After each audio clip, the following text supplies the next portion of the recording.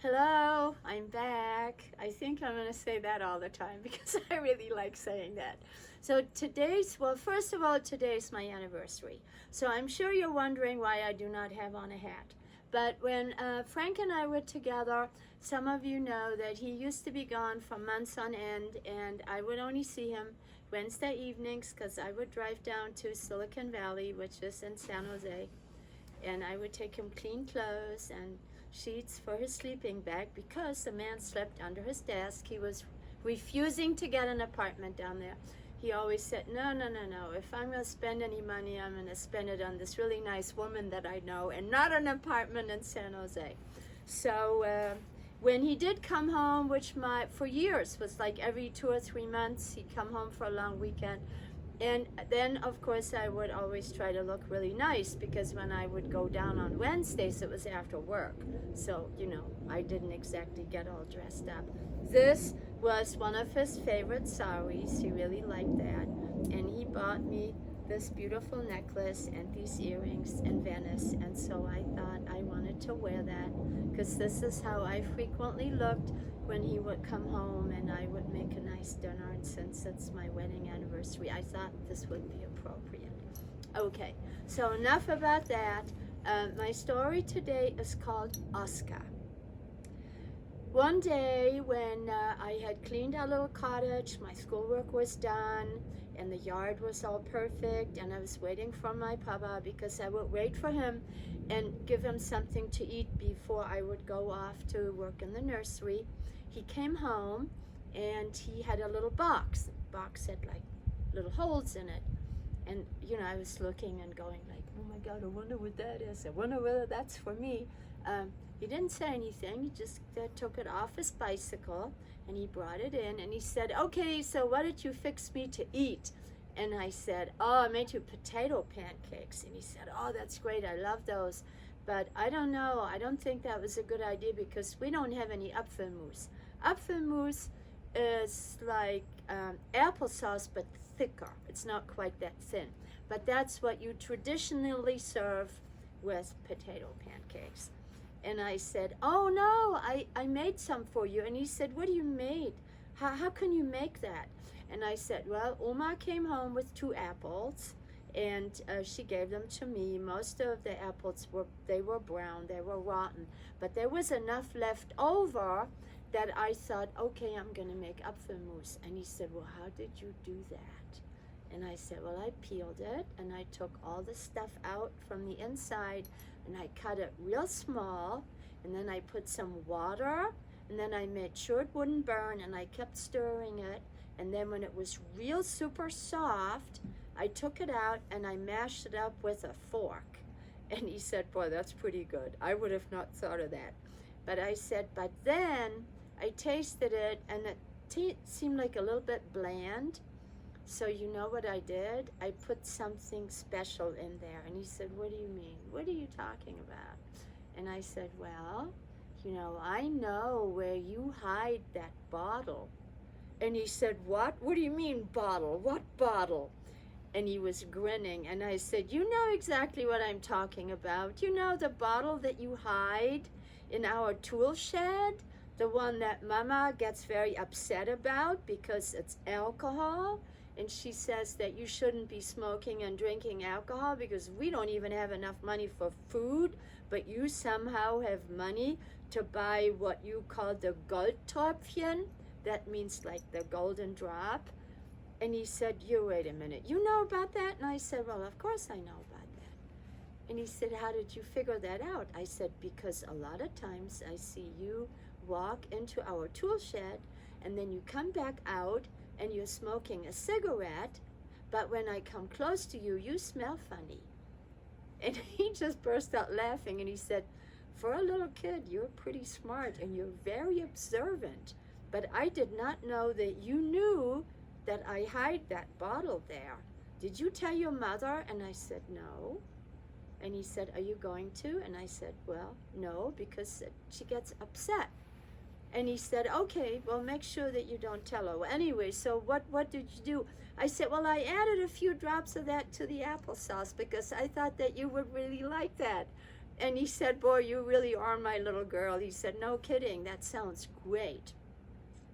So he sat down and he ate, and I kept thinking, oh my God, what's in that box? And I said, Papa, could I go because Tante Clara is waiting? And he said, well, no. Let me finish eating because I need to talk to you about what's in the box. Okay. So I couldn't figure out what it was. So after he was done, he went outside and he brought the box in and he opened it up and he said, look inside, what do you think that is? And I looked in and there was this little animal. It was about this big.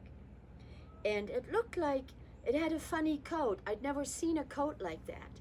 It had like a thicker coat and then like long hairs coming up through it. It had the cutest little face, but when I reached for it, it sort of made this funny sound like, and I said, Papa, I thought it was a kitten. I know it isn't. What is it?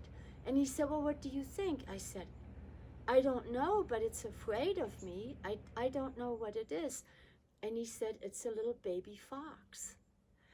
And I went, a real baby fox? And he said, yes, it's a red fox. He said, you know how they deliver the beer? My father worked for a brewery in Bremen. And back in those days, the way that they delivered the beer was on horse-drawn carts. And Papa said, when they came out in the country, they saw a fox with a baby in her mouth, and she ran across the road, so they slowed down. They didn't want to scare her, but she got scared anyway, and she dropped the baby, and the baby rolled through a freshly tarred piece on the road. And when she finally came back to look for the baby, she didn't recognize it. She kept smelling, but she left the baby there. So the guys went up there with their cart, they took the baby, they brought it to the brewery, and then they have like a big canteen where they get free beer. And the guys that is in charge there, he said, why would you bring that here? What the hell are we going to do with it? And they said, no. You know, Mr. Freeman has that little girl, and she's really good, like with dogs. Did you hear about that story where she walked up to a dog that bit everybody and she hugged it? You know, I don't know, maybe there's something wrong with her. I don't know, but we're going to give this little fox to him. So they called my dad, and my dad said, yeah, absolutely. If anybody can raise this, Aranka can, because she's really good with animals. And one of the guys there said, oh my God, you can't do that. This is going to break a heart. You know it's not going to live. And my dad said, well, I don't know. There's a chance that it'll die, but I don't think so, because she has this knack with animals. I think it's going to work. So anyway, that's how I ended up with this little baby fox. And I said, well, Papa, how do I feed it? It's like a baby. But I said, you know what? I think I have a little glass bottle that has like a plastic nipple on it that somebody gave me for a doll. How about I do that? And he said, good idea. Do we have any milk? I said, yeah. So I heated a little bit of milk, and I put it in there, and I cut a little hole in it. I tried to make it drink, and it was very frightened. It was shaking, and then it would go, this very funny little sound. And I said, okay, Papa, it needs to get used to me first, I think. So I know what I'm going to do. I'm just going to take it and stuff it in my shirt. I mean, like, where's it going to go? And he said, that's pretty good. I would have never thought about that. I said, well, I'm going to take it right here, and I'm going to take it to work with me. What do you think? And he said, yeah, if you think that's okay. And I said, well, I don't know what else to do. It's going to be cold. And, you know, it would walk around inside of my shirt, but it didn't bite me and it didn't scratch me. So I actually went off to the nursery, and I told Tante Clara, I said, look at this. You're not going to believe what I have in my shirt. She said, well, I don't know. I don't even want to ask you, because whatever it is, it's moving. And I said, yeah, look, it's a little baby fox. It took a few days, but he ended up eating. First, he sort of took the milk a little bit out of my hand and then out of the bottle. And the funny thing about it is that I had him for 6 years. He grew up to be a beautiful red fox. I taught him to sleep in the hammock. He would take strawberries out of my mouth. He drank milk out of my hand. He walked on a leash. And a lot of times I would hide with him because he really liked fruit. He liked strawberries and red raspberries and blackberries and gooseberries, and I liked all of those things. And a lot of times when I would be in our garden and my mother would go, Aranka, Aranka, that meant I was supposed to come in and eat. I would say, come on, Oskar, shh, shh, don't make a sound. We're going to hide in here. We're going to eat the red raspberries. I don't want to go in and eat whatever they have. I'm sure this is a lot better. Then my mother would come out again and she'd say, I know you out there in that red raspberry patch, but it's okay. You don't have to come in. You can just stay out there. But you know that I know that you're in there, right? Right? Answer me.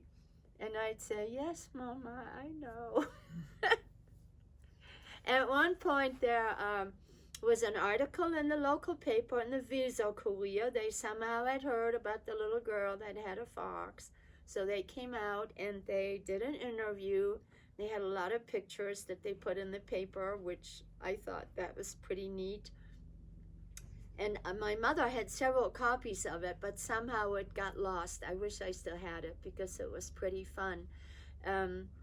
Everybody pretty much knew, that we had this, quote, wild animal. But, he was on a leash. It's not like, he ran free because they would have killed him.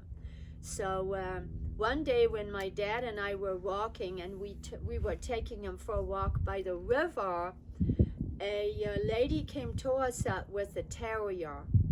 And the terrier attacked Oskar. And my dad interfered in it because, he said to me, if I wouldn't have done anything, probably Oskar would have died. So my dad actually at one point just reached in. We don't know who bit him, whether it was the fox terrier or whether it was Oskar, but oh my God, my mother was just hysterical because we came home and my dad's hand, it was just bleeding like crazy. We didn't really know where he got bitten. My dad said, well, okay, let's clean this up and then are you smelling the flowers? There you go. That's pretty cute, isn't it? Okay, a connoisseur of gardenias.